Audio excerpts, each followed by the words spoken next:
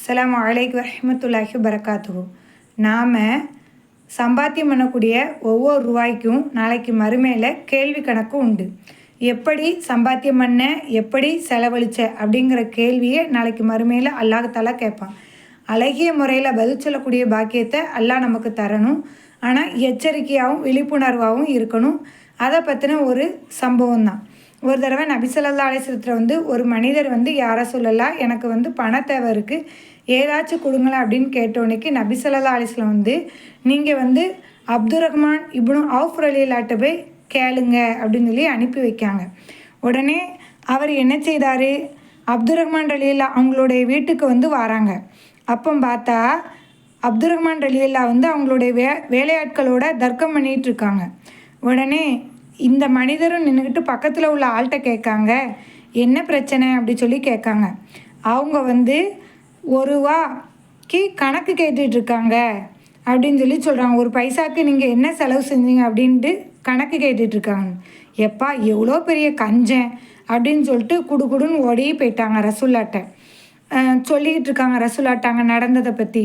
இன்னும் நபி ஸல்லல்லாஹு அலைஹி வஸல்லம் திரும்பவும் நீங்கள் போங்க அப்படி சொல்கிறாங்க. திரும்பவும் அந்த மனிதர் பார்க்காரு. அங்கே நடந்துட்டுருக்க விஷயம் தொடர்ந்துக்கிட்டு தான் இருக்குது, இன்னும் முடியலை. அதே மாதிரி சொல்லுதாங்க. மறுபடியும் நபி ஸல்லல்லாஹு அலைஹி வஸல்லம் நீங்கள் அவங்கள்ட்ட போங்க அப்படி சொல்லி அனுப்பி வைக்காங்க. பார்த்தா அங்கே எல்லாமே முடிஞ்சிட்டு ஓரளவு நிம்மதியாயாச்சு. உடனே இந்த மனிதர் போய் அப்துர் ரஹ்மான் இப்னு அவுஃப் ரலியல்லாஹு போய் எனக்கு ஏதாவது உதவி செய்யுங்களான்னு சொன்னோன்னைக்கு 1000 தீனார் கொடுக்காங்க. உடனே அவரும் வாங்கிக்கிட்டு நபி ஸல்லல்லாஹு அலைஹி வஸல்லம் தான் என்னை இங்கே அனுப்பி வச்சாங்க அப்படின்னு சொல்லுதாங்க. திரும்ப ஒரு 1000 தீனார் 2000 ஆச்சு.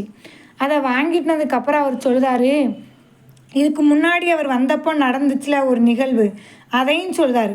சொன்னோன்னைக்கு அப்துர் ரஹ்மான் இப்னு அவுஃப் ரலியல்லாஹு மறுபடியும் ஒரு 1000 திர்ஹம் கொடுக்காங்க.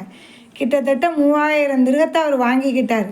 வாங்கிக்கிட்டு என்ன பண்ணார் அப்படின்னா, அப்துர் ரஹ்மான் ரலியல்லாஹு கேட்காங்க, எதுக்கு ஒரு ரூபாய்க்காண்டி இப்படி பிரச்சனை நடந்துச்சு அப்படின்னு.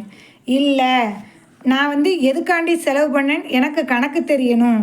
இல்லை அப்படின்னா நான் கண்டிப்பாக நாளைக்கு மறுமை நாளையில் எல்லா இடத்துல குற்றவாளியாக நிற்பேன் அப்படி சொல்கிறாங்க. ஆனால் இன்றைக்கி நாம் அதாவது செலவுக்கு அந்த கணக்கு தெரியாத அளவுக்கு நம்ம இது பண்ணிகிட்ருக்கோம். ஆனால் தர்மம் செய்யக்கூடிய விஷயத்தில் எண்ணி செலவு பண்ணக்கூடியவங்களாக தான் இருக்கும்.